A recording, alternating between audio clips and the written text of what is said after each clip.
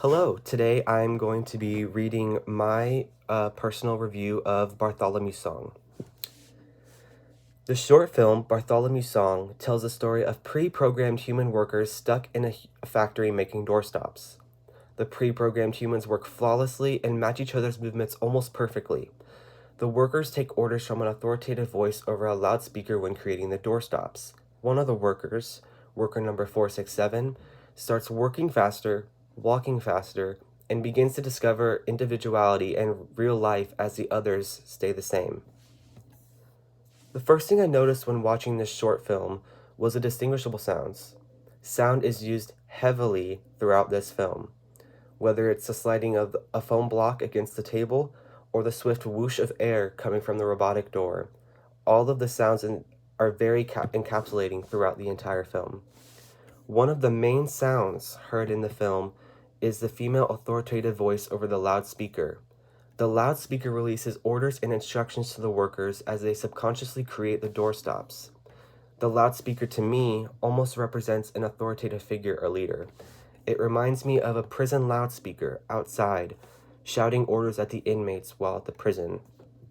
The loudspeaker itself could represent the powerlessness of the workers and how the unseen, mysterious voice over the speaker is their dictator. Even though the characters never converse with each other throughout the film, I believe the loudspeaker also represents the only form of communication possible for the workers, which is hearing an unseen voice. Mise and scene can be tied with the speaker prop, as the speaker holds significance to the storyline. When worker number 467 starts acting unusually, he discovers another speaker. After he becomes familiar with the control and knobs, he finds out the speaker can play music, opera music. Worker number 467 began to teach himself the opera song blaring over the speakers, trying to match the tune. When watching this scene, you can see the look of confusion and struggle on the worker's face as he attempts to make the sounds in the opera sound, almost as if he's teaching himself how to speak a new language. He eventually gets better and better at singing the same opera song over and over again. I believe this scene is supposed to show how worker number 467 is growing out of his old pre-programmed lifestyle and is starting to discover his individuality. For the duration of the film, the colors in the setting help establish the environment and emotion throughout. In almost all of the scenes, we see the workers working in an ominous green and beige factory. The dark greens of the factory walls that lie close together give me a feeling of being trapped and uncomfortable, reminding me of a rundown hospital.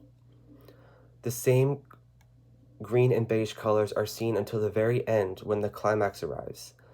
In the murder scene, worker number 467 grabs a knife used for working on the doorstops and ends up murdering the unseen authoritative voice.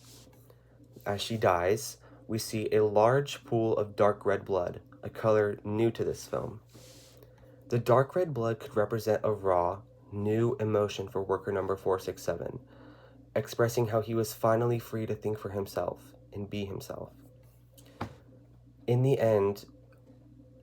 Which in the end makes him a defective worker, and he eventually gets replaced by a new worker as the body gets slowly dragged away.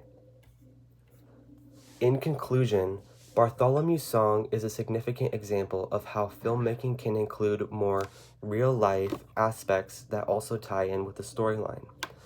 The film had an overall unspoken message, showing the viewers how authoritative figures affect and control the way we think and act. Thank you.